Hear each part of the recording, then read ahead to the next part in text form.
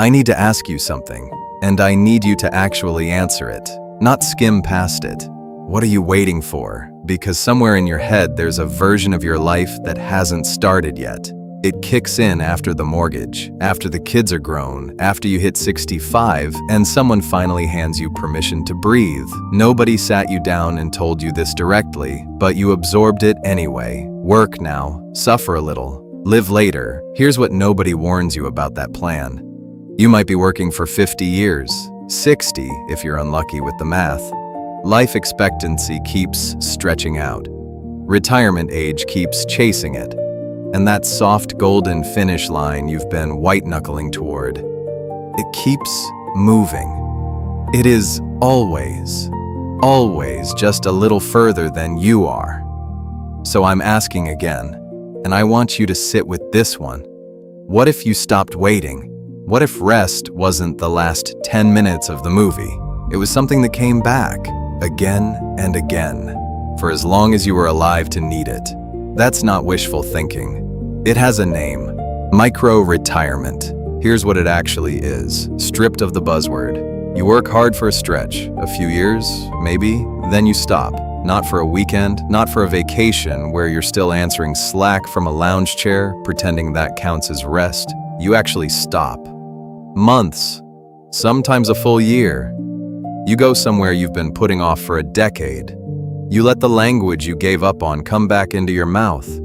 You finally build the thing, write the thing, learn the instrument that's been sitting in the corner of your apartment gathering dust since you were 23 and swore you'd get to it eventually. You let yourself be bored for once, instead of medicating every quiet moment with your phone. And then when you're actually ready, not when a spreadsheet tells you it's time, you go back. Not dragging yourself in. Choosing it. Work. Break. Work again. Break again. A rhythm, not one brutal 40-year sprint that ends with you too tired to enjoy the finish line. Retirement stops being the reward you might get if you survive long enough. It becomes something you build into the middle of your life while you're still young enough for it to mean something. I want to tell you about a woman I'll call Elena because her story is the reason I even believe in this. Her father worked the same job for 38 years. Every single year, same line, just a little longer, then I'll finally rest. He retired at 65. 14 months later, he had a stroke. He never took the trip he'd been talking about since Elena was in grade school, never opened the workshop in the garage, the life he spent 4 decades saving up for. It showed up, and then it left. Almost before he got to unwrap it. Elena didn't get over that. She wasn't supposed to. At 34, with a good job, a good title, every reason to just keep her head down and go, she stopped, saved for 2 years, gave notice, took 8 months off, and it wasn't pretty at first. She told me the first few weeks felt like withdrawal. She reached for her phone to check email that didn't exist anymore. She didn't know who she was without a calendar telling her. That's the part people don't put in the highlight reel. The discomfort before the peace shows up. But it did show up. She traveled. She sat in silence long enough to remember what her own thoughts sounded like when they weren't answering somebody else's questions. Then she went back to work. Not because she had to, because she wanted to. And that's the whole difference. She didn't crawl back in exhausted, just grateful for a paycheck. She came back sharp, curious, choosing the job instead of just enduring it. 5 years later, she did it again. Shorter this time, 4 months, to learn something new and to sit with her mother through the hardest season of her life. The kind of reason nobody plans for and everyone eventually needs. Elena's in her 40s now. She's not waiting until 65 to start living. She started a long time ago.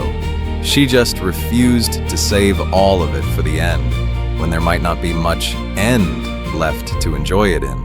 Now, I'm not going to stand here and tell you this is risk-free, because that would be a lie, and you deserve better than a lie dressed up as inspiration. Here's the number that matters. When you're budgeting for a micro-retirement, add 20 to 50% on top of whatever you think you'll need. Not because you're being extravagant, because nobody's covering you quietly in the background anymore. No benefits, no paycheck landing every 2 weeks while you sort your life out. That extra cushion is the difference between a break that actually heals you and one where you're doing math in your head the entire time instead of resting.